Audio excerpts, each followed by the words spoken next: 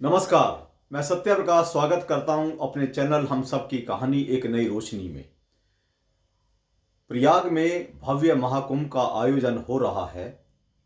देश विदेश में इस समागम की विशेष चर्चा है और भारतीय भूमि इसके लिए पावन हो गई है, जहां पर पूरे दुनिया के लोग इसको चूम रहे हैं, इसकी महिमा का उल्लेख कर रहे हैं। भारतीय नहीं बल्कि विदेशी भी इस बात को मानते हैं कि भारत जैसी पावन भूमि पूरी दुनिया में कहीं नहीं है। यह वह भूमि है जहां पर प्रथम यज्ञ ब्रह्मा जी ने किया था।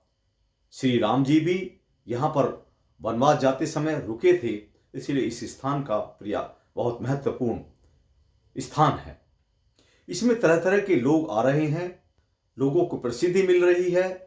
एक बाबा हैं आईआईटी बाबा, इनका नाम अभय कुमार जी है। इनका एक इंटरव्यू हमने सुना, उसमें कहा कि माँ बाप भगवान नहीं होते और माँ बाप ऐसा करते थे वैसा करते थे, इसलिए मैंने घर छोड़ दिया और माँ बाप भगवान नहीं होते हैं। यह बात मेरे गले तो नहीं उतरती है। हो सकता है आप भी शायद मेरी बात से इत्तेफाक रखते हो और यह बात सही है। साथ में कहते हैं कि मैं शिव का बहुत बड़ा पुजारी हूं, मैंने शिव को समझ लिया है, इसलिए मैंने सब कुछ छोड़ दिया है। लेकिन वो शायद ये नहीं जानते हैं, शिव जी के एक पुत्र थे गणेश। उन्होंने माता पार्वती और शिव जी की परिक्रमा पूरी करके कहा था कि मेरे लिए माँ बाप ही मेरी सृष्टि हैं, मेरा ब्रह्मांड है। तो फिर उन्होंने क्या समझ लिया? हमारे धर्म ग्रंथों में हमारे जीवन को 4 आश्रमों में बांटा गया है, ब्रह्मचर्य, गृहस्थ, वानप्रस्थ और संन्यास। और साथ में यह भी कहा गया है, कहा नहीं गया कि लोगों ने महसूस भी किया है इसके चलते कि गृहस्थ आश्रम को सबसे बड़ा आश्रम माना जाता है। क्यों? क्या वे गलत हैं? श्रवण कुमार जी, जिन्होंने अपनी माता पिता के लिए इतने कष्ट उठाए, क्या वे गलत हैं? गौतम बुद्ध ने जब अपना घर छोड़ा था ज्ञान प्राप्ति के लिए, लेकिन उन्होंने एक वादा किया था कि ज्ञान प्राप्ति के बाद मैं वापस एक बार लौटकर जरूर आऊंगा, और उन्होंने ऐसा किया। उनकी भक्ति, उनका गुण या जो भी उनके अंदर है वो केवल उनके लिए है। विवेकानंद जी एक बार नदी के किनारे बैठे थे, एक साधु आया और नदी को पार करके चला गया बिना नाव के। विवेकानंद जी भी पार करके चले गए 1 रुपया देकर। उन्होंने दूसरी तरफ जाकर पूछा कि आप कौन हैं? साधु ने कहा कि मेरी देखिए क्या सिद्धि है, मैं क्या कर सकता हूं। आप तो विवेकानंद जी हैं, आप तो मेरे सामने कुछ भी नहीं है। लेकिन विवेकानंद जी ने जवाब दिया कि आपकी इस सिद्धि का मूल्य 1 रुपया है, ये केवल इससे आपका फायदा हो सकता है। इसलिए इनकी जो भी इनको ज्ञान है, अगर ज्ञान को उस आचरण में नहीं लाया जाता है, किसी और का भला नहीं होता है, तो उसका कोई फायदा नहीं है। गृहस्थ जीवन में रहकर ही हम सब कुछ कर सकते हैं। माँ बाप हमारे लिए पूज्य होते हैं, वही हमारे सब कुछ होते हैं, मेरा ये मानना है। एक बार एक छोटी सी कहानी, एक इंटरव्यू के दौरान किसी से पूछा गया कि हर मानव के अंदर कोई गलती होती है, आप बताइए आपके पिताजी में क्या गलती है। सबने कुछ ना कुछ गलती बता दी, लेकिन एक लड़के ने, एक इंटरव्यू देने वाले ने कहा कि मेरे फादर में कुछ गलती अगर है, लेकिन मैं आपको नहीं बताऊंगा। He was selected. यह होती है अपने समझ की बात, अपने ज्ञान की बात। हमारे इतने बड़े बड़े ऋषि हुए हैं, हम देखते हैं उनके मन के अंदर माँ बाप के प्रति कितनी श्रद्धा होती थी। ऋषि मार्कंडे, उनका पुत्र की कहानी सभी ने सुनी है। हमारे इतिहास हमारा भरा पड़ा है।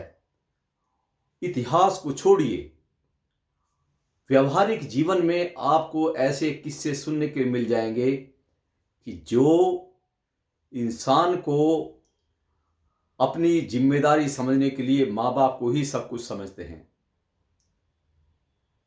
थियोसफी में सर टोरकोम की एक बुक है द इनकारनेशन।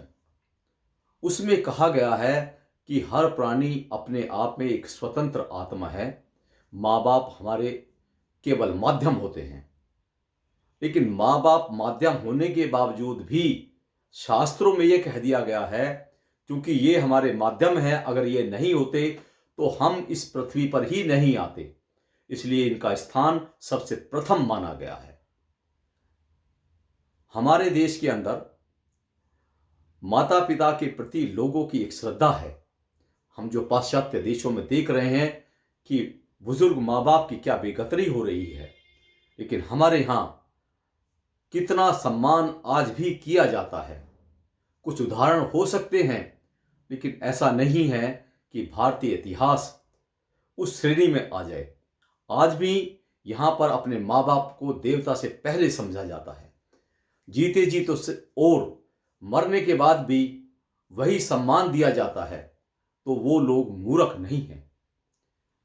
हमारे देश में माँ बाप की कदर करना, आप समझिए, किसी तीर्थ जाने के बराबर है। लोग तो यहां तक कहते हैं कि अपने माँ बाप की सेवा ही सबसे बड़ी सेवा है, आपको कहीं जाने की जरूरत नहीं है। मैंने अपने जीवन में कुछ लोग प्रैक्टिकली ऐसे देखे हैं जो अपने माँ बाप को बहुत ही सौभाग्यशाली समझते हैं।